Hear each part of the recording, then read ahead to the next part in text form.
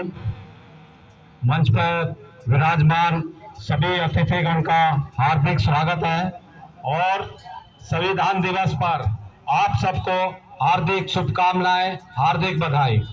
साथियों, वैसे तो 365 दिन संविधान देश में लागू है और संविधान दिवस मनाना कोई उद्देश्य नहीं है, किसी उद्देश्य की पूर्ति के लिए संविधान दिवस मनाया जा रहा है।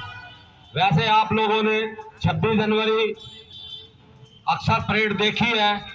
संविधान दिवस के उपलक्ष्य में जो 26 जनवरी 1951 से लागू हुई और पूरे देश में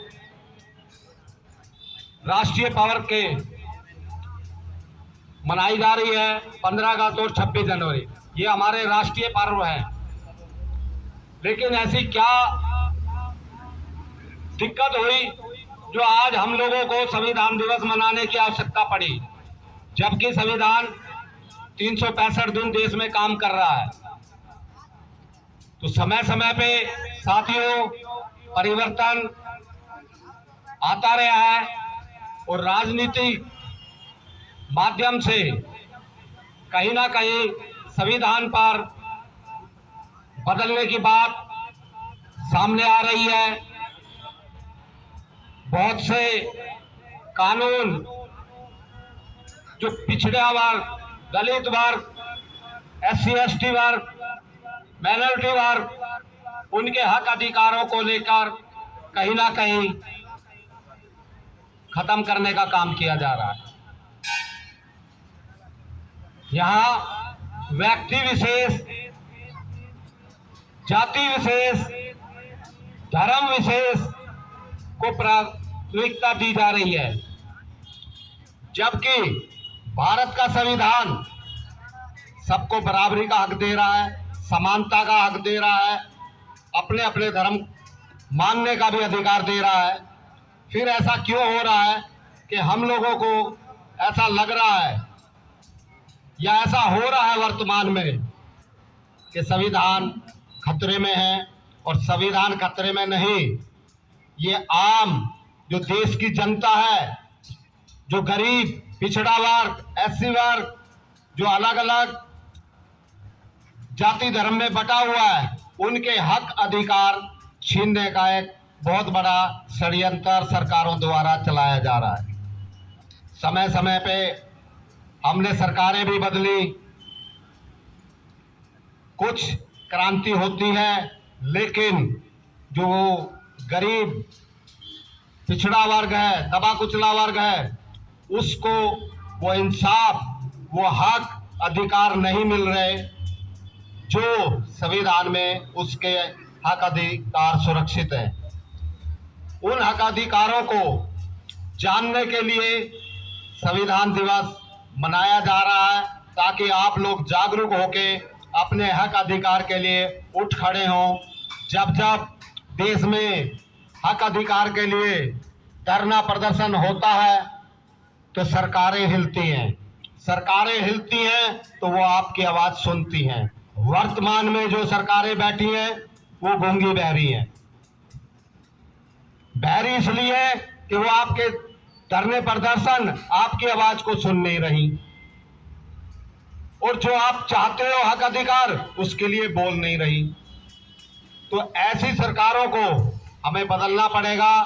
समय समय पे जो सरकारी नौकरियों से हमारे लोगों की प्रोग्रेस हुई, उसको निजीकरण के माध्यम से खत्म कर दिया गया है।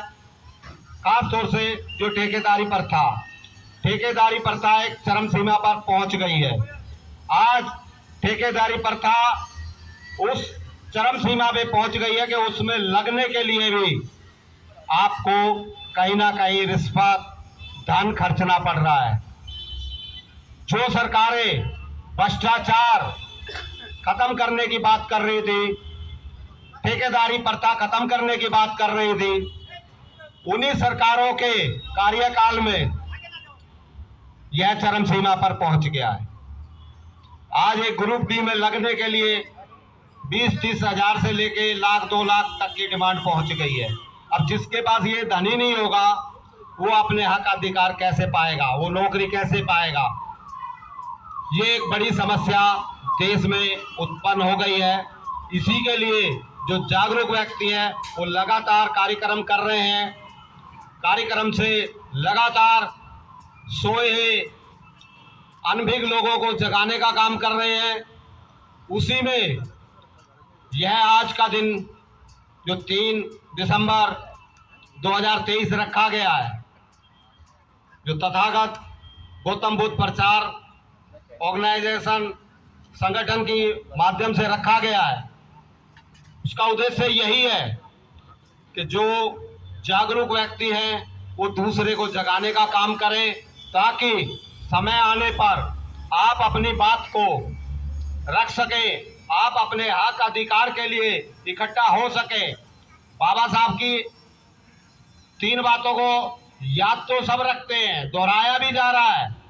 शिक्षित बनो, संगठित हो और संघर्ष करो।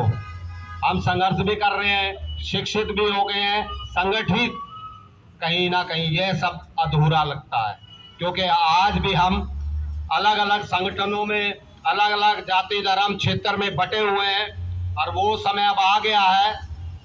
आप लोग समय समय पे न्यूज़ देख रहे हैं, इंडिया गठबंधन बन गया, मगर सामाजिक संगठनों का कोई गठबंधन नहीं हुआ कि वो बड़े स्तर पर देश की एक आवाज बन सके। लेकिन अभी आपने फिलहाल देखा होगा, रामलीला मैदान में सरकारी कर्मचारियों ने अपना पुरानी पेंशन योजना के तहत